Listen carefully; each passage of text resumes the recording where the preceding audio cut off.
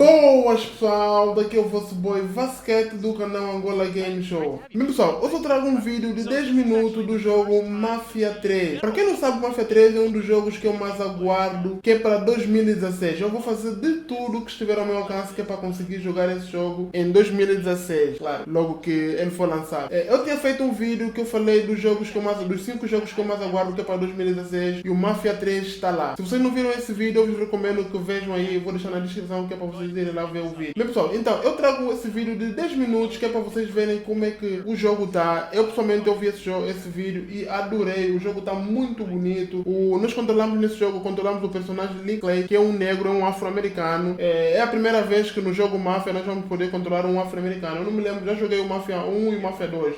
Nenhum deles, eu não me lembro de nenhum deles ter um personagem controlável negro, né? Então essa vai ser a primeira vez, exclusivo, um negro que a gente vai poder controlar no Mafia 3. E pelo vídeo que eu vi, que estou vos mostrar agora, o jogo parece que está muito bom, a movimentação está boa, está fluida, está bonita. O Lee Clay anda como se fosse um soldado, mano. É só vocês olharem para ele e transparece logo que ele realmente esteve em guerra.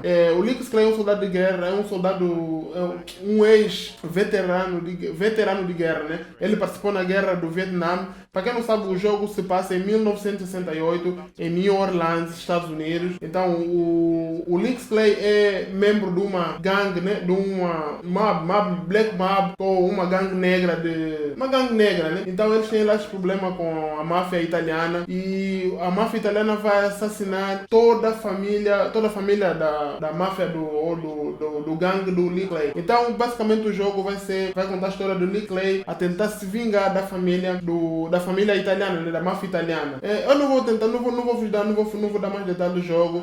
Na verdade o que eu queria mesmo era só vos mostrar o vídeo. Então eu vou deixar o vídeo aí a rolar, que é para vocês se deliciarem com esse jogo que promete ser um dos melhores jogos do ano, de certeza absoluta, que é para 2016. Então pessoal, já sabe, se você gostar desse vídeo, não esqueça de dar like. Se não tiver inscrito no meu canal ainda, vá lá e inscreva-se. Ajuda aqui o teu mano Vasquete a crescer no YouTube. Então pessoal, beijos e abraços, eu basei. Continua a curtir o vídeo aí, continua a curtir o vídeo.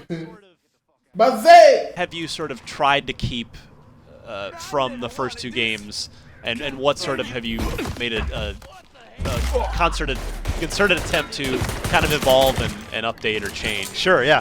So again, we're all very we're watching all this combat, it's kind of hard to focus. So one of the things you'll notice about Lincoln, I think, right away is, again, he does move like a soldier. One of our mantras on the team is own the battlefield. So we really want you to feel like you move like a trained soldier, that you can use that training to take on large groups of mobsters. Lefty. Yeah, that's actually one of the things we learned when we were doing research. He's ambidextrous. With some combat vets, and that's one of the first things they learn is to shoot with both hands, so that they never expose themselves out of cover. There's another new mechanic that we have in the game that's new to the franchise, which is what we call drive like a madman. It's a way to interrogate informants. So here we'll throw this guy in the car and drive like a madman. But when we're talking about driving here, this is a good maybe segue into one of the things that we really tried to keep true to Mafia 2. So I think Mafia 2 is known for its really engaging story, and I believe that we have a pretty strong narrative in the game. Again, focusing on this character who's an orphan and a Vietnam vet and trying to find a new family. We also wanted to create a sense of time and place, so hopefully the city feels like our version of New Orleans. And then the driving model is still very much a physics-based driving model, but we did push the boundaries a little bit. We want you to feel like you're a stuntman in a Hollywood action movie. So some of the reactions are a little bit outsized. We'll see a little bit later some a little bit of car combat that we really tried to focus on and make sure that was accessible. The other thing that we tried to do is make sure that everything was integrated. So it's truly an open world game in the sense that you are out exploring the open world and engaging in the criminal ecosystem of this open world. Here's an example of that where I've learned that this drug den through the course of that interrogation is actually hidden underneath this jazz club called the Big Mouth Jazz Club. And this is what we call a public facing hideout. So if I head in here and I get noticed by the patrons because I'm waving a gun around or I'm getting involved in a fight, they might call the cops. There I just kind of got told to move along by the mobster, so I'm going to try and find a back entrance here. I could have gone in guns blazing there, but that would have attracted a lot of attention and the cops. But that's something I could do if I had maybe muscle with me or was better armed. Ooh. Oh, no. That might have been an overreaction. That's an example of one of our takedowns of the game. So you unlock those as you go throughout the game. But yeah, I mean, you know, I have actually played. Like I said, I've reviewed both the first 2 games, and really, I was a big fan of both, Mafia 2 in particular. But the 2 things that sort of stood out for me on one of the plus sides for Mafia 2 was just the unbelievable art direction, and I'm already seeing that here, like some amazing lighting. This just the sort of the light mist haze. Right. It really looks like that technologically here you're just pushing a lot of atmosphere into the game, which I like a lot. And then on the flip side, you know, the kind of the big downside for me to more lighting here to Mafia 2 was that it was a great story. It's set in this open world, but it was like there wasn't a lot to do in that open world. So are you guys looking to rectify that this time around? Yeah, absolutely. And that was one of our, again, very first pillars was how do we make sure you feel like you are in an open world that you can explore, that you can engage with, but how do we do it in a way that makes you feel like you're always making forward progress? So everything we do is kind of connected to Lincoln's quest to take down the mob or rebuild his own, you know, kind of criminal empire. So, you know, whether that is, again, finding guys to interrogate, doing open world activities that help fund your criminal operations, you know, destroying hideouts. We have a number of hideouts in the game. This is an example, actually, of a hideout. You know, so doing this is an example of a dead guy right here. Yeah, right. So we do, you know, we are supporting stalking in the game. That's one of the other kind of mandates for us is we want you to be able to approach these hideouts multiple different ways. So whether that's going in guns blazing or being a little bit more stealthy here, ultimately it all kind of culminates in kind of big takedowns. But we want you to have that ability to kind of stalk your way through as well. Oof. Yeah, so there's a character named Doc Gaston who runs this hideout, who we have to take out in order to assign this hideout out to one of our guys to take over. So here again, you'll see a little bit of some of our hot combat and Lincoln kind of moving through the space, you know, swapping weapons. We do have kind of a very good weapon churn model where you're encouraged to switch weapons a lot. We do have fairly aggressive AI as well. You know, they will come after you, hunt you down. Boy, I just lost my train of thought. I was going to ask you. I believe I remember an interview with you, possibly even on IGN. Are there multiple endings? Am I remembering that correctly? You guys aiming for sort of some multiple path things here? Yeah. So again, one of the things that we founded Hangar 13 on was this idea that we really want to build games where people feel that every player story or every player experience is unique. And for me, that's really the joy of working in games and this kind of interactive medium is that we get to allow the player to be kind of co-author in the experience. So whether that's the moment-to-moment, like here, do I go through stalking? What weapon do I use? Do I use takedowns?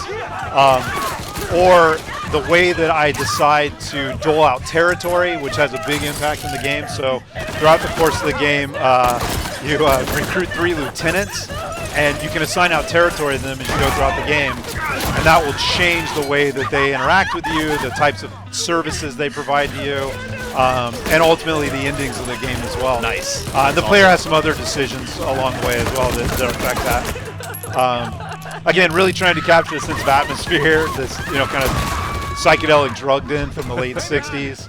That's a big deal for us as well. But the player could have stalked through there. We do encourage you to do some reconnaissance as well. So there are multiple entrances that the player could have discovered. You do that was what I'm seeing engine-wise here is super impressive, which Mafia 2's tech was super impressive. Yeah. Did you guys take Mafia 2 and just build off that tech, or is this an all-new engine here? Yeah, so we did build off of some pieces of the tech from Mafia 2. One of the things that we want to make sure is clear is that we do have a number of folks from Mafia 2 that worked on that game, working on this game. A lot of the artists, for example, when you talk about the great art direction, a lot of that comes from our lead environment artists who worked on Mafia 2. A lot of the engineers worked on Mafia 2 as well. So we do have a lot of pieces from Mafia 2 that we were able to expand upon. And then there was some stuff we had to build net new, just, obviously for current gen. Yeah. This shows how old I am. I called them Illusion Softworks. 2K Check, I guess, would be the more modern I'll take that as terminology. But don't fuck this are there up. any sort of? Do you guys address any any kind of racial sensitivity stuff throughout the game? Because obviously you've got an African American hero and set in a time period and in a place where there were certainly issues there. Right. Yeah, we do. I mean, we're not shying away from it at all. It is 1968. You are Lincoln's actually mixed race. He's half black, and the other half he's unsure of. But that factors into the story. It factors into the narrative. It factors into the way that the world reacts to you, depending on where you're at. Right. The police system, in particular, will sometimes react to Lincoln based on where he's at in the world. So we're not shying away from it at all. Again, we're not trying to get up on a soapbox or cure racism here, but if we can get people to think about it, I think we'll have done our job. That's great. I mean, more games need to do that. Yeah, and again, some of it's we're trying to be authentic to the time period. Yeah. So here, again, action example of a little bit of combat and car combined there. So we really wanted to make shooting from cars accessible. One of the things we did for this demo, because it was our first kind of unveiling of the game, is we wanted to end with a bang. So you will be able to blow up cars in the game, but it will require things like this, grenade launcher. You will be able to do some of those takedowns that we saw earlier as well, but it's not every car is going to explode when you bump into them. Well, good. I'm glad you've set the expectation. Yeah. No, we're not going to make it. Yeah. That is a great early look at Mafia 3. What's the general ballpark? What are we aiming for here? 2016. Just general 2016. We'll be keeping a very close eye on this on IGN. Hayden, thank you very much.